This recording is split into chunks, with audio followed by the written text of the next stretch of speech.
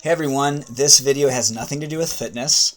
I'm actually doing a book review of someone who's becoming one of my favorite authors. And that's saying a lot because I like a lot of authors. This is a book written by my friend Colson Rosa, and it's called The Knights of Torin. And I don't know if I'm pronouncing that right. I'll have to ask him.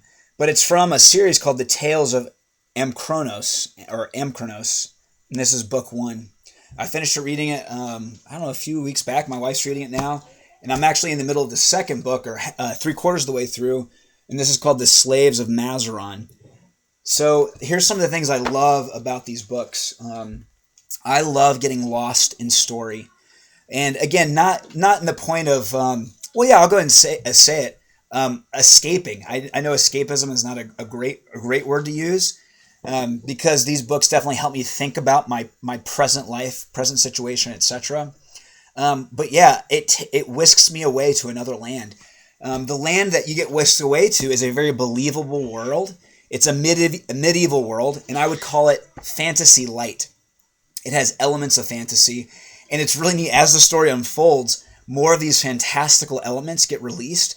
But I want to say Mr. Rosa is very patient with how he unleashes the fantasy. It's a very believable world. It's a world. I feel about it the same way as I do Tolkien's Middle Earth. I want to live there, but I don't want to live there because there's a lot of danger. It's that kind of world where there's adventure, a lot of danger. The characters are taking incredible risks. They have real consequences. They get hurt, but it's a world that I would want to at least explore. I love the fantastical creatures that he patiently shows us as we read the story. I don't want to give any of the characters away, but I love the characters. I love the way the first book wraps up. The first book's super easy to read. It's 186 pages. Now check this out. 186 pages. Oh, by the way, Mr. Rosa, Colson Rosa wrote these. He wrote this when he was 12. Okay, and then we just picked up the book 3 and 4. Now look where book 4 goes. I believe Colson was 14 when he wrote this, and it's 445 pages long. He's pulling a Harry Potter here. Remember the first Harry Potter book, how short it was? And then by the time you got to the Deathly Hallows, it's like, whoa, it's a big book. But anyways, I highly recommend these books. He's a great writer, even when he's writing when he's 12. And you can tell Colson has just a great sense of story. What keeps action moving forward. That's another thing I wanted to mention, is I love the way he writes these action sequences. He's very descriptive in his action sequences, and you feel like you're in these fights, in these battles. And again, it's not over-the-top description where it's like Herman Melville or even a Charles Dickens where they're describing every little nook and cranny from every little angle. Not that that's bad, but he gives you a great sense of action. It makes you feel like you're really there. So great characters, great story. What was the other thing I wanted to say? Oh, yeah, the illustrations. I think Colson was telling me his art teacher maybe did these illustrations. But look at that. Isn't that gorgeous? What a beautiful landscape. Now, not all the illustrations are to this quality, especially you'll notice on the human characters. They're a little more, cartoony, maybe too strong of a word. But anything landscape related are great. But I still love all the illustrations. They fit the book perfectly.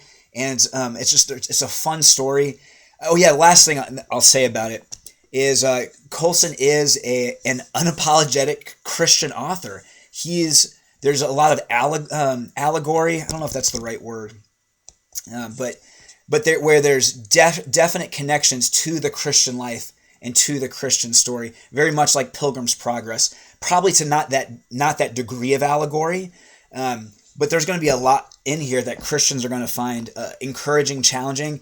And if you're not a Christian, you'll still enjoy these books, and they're a lot of fun. So yeah, I hope that's helpful to you, and I hope you pick up at least one copy of these books. There's 5 books. It's a great series, and I can't wait to continue reading the story. So Colson, if you're out there, keep up the great work. You're a great writer and a great storyteller. And you need to check out his YouTube channel. It's Seraphim Stories. He just launched it. If you're a creative writer, there's some incredible content on there for writers. I'm finding it extremely inspirational. And Colson is not just a great storyteller, but he has got a great handle on the craft of writing itself. So I highly recommend that YouTube channel. I'll put a link in the description below. But again, my name's Patrick. Just wanted to share a few thoughts on the Knights of Torin, the Slaves of Mazaron, the first 2 books, and the Tales of Amcronos. Again, I'm Patrick. Please subscribe and click the link, click the subscribe button below, and please like this video. All right, take care, everyone. Bye.